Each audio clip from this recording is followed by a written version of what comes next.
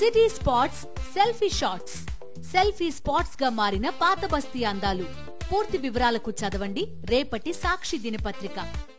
రాష్ట్రంలో ఎక్కువ రోజుల పాటు ముఖ్యమంత్రిగా పనిచేసినటువంటి చంద్రబాబుకు వైజాగ్ స్టీల్ ప్లాంట్ ఎందుకు నష్టాల్లో ఉందో కనీసం అవగాహన లేదా, కేవలం ముడి సరుకు సప్లై చేయకపోవడం, అలాగే సొంత గనులు కేటాయించకపోవడం కారణంగానే స్టీల్ ప్లాంట్ నష్టాల్లో ఉందని ఆ మాత్రం చంద్రబాబు అర్థం చేసుకోలేరని కార్మిక సంఘాల నేతలంతా కూడా ప్రశ్నిస్తున్నారు. మరోవైపు చంద్రబాబు ఇంకో మాట మాట్లాడారు, అన్ని సందర్భాల్లో సెంటిమెంట్ పనిచేయదన్నారు. దీనిపై కార్మిక సంఘాల నేతలు మనతో పాటు ఉన్నారు, మాట్లాడదాం. సార్, అన్ని సందర్భాల్లో సెంటిమెంట్ పనిచేయదు, అలాగే వైజాగ్ స్టీల్ ప్లాంట్ ఎందుకు నష్టాల్లో ఉందో కార్మికులు ఆలోచించుకోవాలని చెప్పి మీకోసం మాట్లాడుతున్నటువంటి పరిస్థితి ఏమంటారు? చంద్రబాబు నాయుడు గారికి అన్ని విషయాలు తెలుసు, కానీ ఆయన ఇప్పటికే ఏదైతే బీజేపీతో సంబంధాలు పెట్టుకొని కొల్యూషన్ గవర్నమెంట్ని ఏర్పాటు చేసిన తర్వాత వాళ్ళు చెప్పినట్టల్లా వినే పరిస్థితికి తీసుకురావడం అనేది జరిగింది. దానిలో భాగంగానే ఈ 3 రోజుల నుండి జరుగుతున్న పరిణామాలు అనేవి కనిపిస్తూ ఉన్నాయి. బొలిశెట్టి సత్యనారాయణ మాట్లాడినా, అలాగే ఎంపీ భరత్ గారు మాట్లాడినా, అలాగే నిన్న చంద్రబాబు నాయుడు గారు మాట్లాడిన ఆ మాటలన్నీ కలిపితే చూస్తూ ఉంటే మాకు ఒక సమస్య ఒకటి కనబడుతూ ఉంది. ఇది అన్ని సమయాల్లో సెంటిమెంట్ పనిచేయదనేది చాలా శుద్ధ అబద్ధం. అన్ని సమయాల్లో సెంటిమెంట్ పనిచేసింది కాబట్టి ఈ రోజు వరకు కూడా విశాఖపట్నం స్టీల్ ప్లాంట్ నిలబడ్డది. ఎందువల్లంటే దీన్ని మొదటి నుండి కూడా ప్రభుత్వాలు చంపేయాలని చెప్పి చూడడం అనేది జరిగింది. మొదట్లో ఈ ప్లాంట్ను ఉంచాలా, మూసేయాలని, డిస్మాంటిల్ చేయాలని ఒక నిర్ణయం జరిగింది 87లో. దానికి వ్యతిరేకంగా పోరాటం నిలబెట్టుకున్నాం.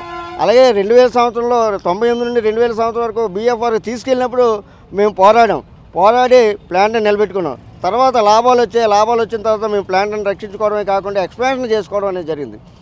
ఆ ఎక్స్పాన్షన్లో ప్రభుత్వం ఒక సింగిల్ పైసా కూడా ఇవ్వాల. ఒక సింగిల్ ఎంపీ ఒక విశాఖపట్నం స్టీల్ ప్లాంటు తన యొక్క సొంత వనరులతో 4.3 మిలియన్ టన్నులు ఎక్స్పాన్షన్ చేసింది. మొదటి ఇచ్చింది అయితే 3 మిలియన్ టన్నులు అయితే 4.3 మిలియన్ టన్నులు ఎక్స్పాన్షన్ చేసింది. కానీ ఇంత చేసినా సరే గవర్నమెంట్ ఒక పైసా ఇవ్వలేదు. 1 మిలియన్ టన్ను స్టీల్ ప్లాంట్ కట్టాలంటే 8,000 కోట్ల రూపాయలు అవసరం అవుతుంది. ఇదేదో నేను చెప్పిన లెక్క కాదండి. నగర్నాథ్ స్టీల్ ప్లాంట్ కడతా ఉన్నారు. 3 మిలియన్ టన్నుల ప్లాంట్కి ఇప్పటికే 24,000 కోట్లు అయిపోయింది. ఇంకా పూర్తి కాలేదు. ఇంకా కమిషనింగ్ కూడా కాని పరిస్థితి అనేది ఉంది. చంద్రబాబు ఏమంటారంటే, ప్రైవేట్ స్టీల్ ప్లాంట్కు లాభాలు వస్తున్నాయి కదా, వైజాగ్ స్టీల్ ప్లాంట్కి ఎందుకు నష్టాలు వస్తున్నాయి, కార్మికులు ఆలోచించుకోవాలని మీకు ఒక సలహా ఇస్తున్నటువంటి. చంద్రబాబు నాయుడు గారికి తెలియదండి. విశాఖపట్నం స్టీల్ ప్లాంట్ పెట్టిన దగ్గర నుండి కూడా ఐరన్ ఓర్ మైన్స్లు అనేది ఇవ్వలేదు. ఐరన్ ఓర్ మైన్స్ ఇవ్వకపోవడం వల్ల ప్రైవేట్ స్టీల్ ప్లాంట్స్ అన్నిటికీ ఐరన్ ఓర్ మైన్స్ ఉన్నాయి. సెయిల్ ప్లాంట్స్ అన్నిటికీ కూడా ఐరన్ ఓర్ మైన్స్ ఉన్నాయి. విశాఖపట్నం స్టీల్ ప్లాంట్ ఏం పాపం చేసిందని అడుగుతూ ఉన్నాను. అదే మాకు ఐరన్ ఓర్ మైన్ ఉంటే ఒక టన్ను ఐరన్ ఓర్ తీయడానికి మాకు 1000 రూపాయలు ఖర్చు అవుద్ది. ఈరోజు మేము కొనుక్కుంటుంది ఎంత? 4,000 నుండి 5,000 రూపాయలకి ఒక టన్ను మాకు కడుతున్నాం. అంటే మిగతా వాళ్ళతో నేను కంపీట్ ఎలా చేస్తాం? అంటే 4,000 రూపాయలు ఒక టన్ను ఐరన్ ఓర్ కొని స్టీల్ ప్రొడ్యూస్ చేసి మేము మార్కెట్లో నిలబడగలం.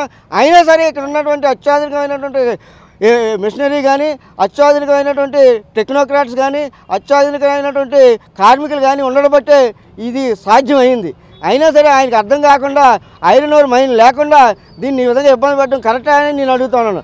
అంతేకాదు ఈరోజు కూడా మీ స్టీల్ ప్లాంట్ 7 మిలియన్ టన్నులు ప్రొడ్యూస్ చేస్తే నష్టాలనే సమస్య లేదు.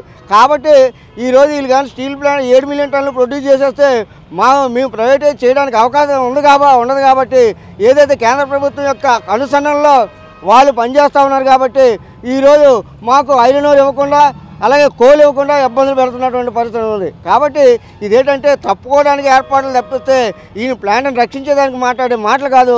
అంతేకాదు ఇది చారిటీ అని అడుగుతున్నాడు. చారిటీ కాదు, మేము చెప్తా ఉన్నాం. విశాఖపట్నం స్టీల్ ప్లాంట్ మీద మీరు పెట్టిన పెట్టుబడి 5,000 కోట్లు మాత్రమే.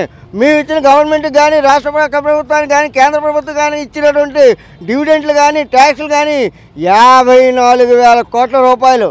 అంతేకాదు దాదాపు 30,000 కోట్ల రూపాయలతో ఎక్స్పాండ్ చేసుకున్నాం. ఇదంతా ఎవరు చేశారని చెప్పి నేను అడుగుతాను. కాబట్టి నువ్వు చారిటీగా మాట్లాడుకో. నీకు నిజమైనటువంటి రాష్ట్ర భక్తి, రాష్ట్ర కార్మికుల యొక్క ఇదే ఉందంటే ఈ ప్లాంట్ని రక్షించడానికి ప్రయత్నం చేయి. అప్పుడు నిన్ను నమ్ముతాను తప్పిస్తే ఇటువంటి మాటలతో నేను నమ్మే పరిస్థితి లేదని చెప్పి నేను తెలియజేస్తా ఉన్నాను. ఇది మొత్తం మీద చంద్రబాబుకి చిత్తశుద్ధి ఉంటే ప్లాంట్ను కాపాడడానికి పనిచేయాలి తప్ప ఇలాంటి మాటలు మాట్లాడితే ఎట్టి పరిస్థితుల్లో నమ్మేది లేదని కార్మిక సంఘాల నేతలు తేల్చి చెప్తున్నటువంటి పరిస్థితి ఇక్కడ ఉంది. Over to studio Siddhu.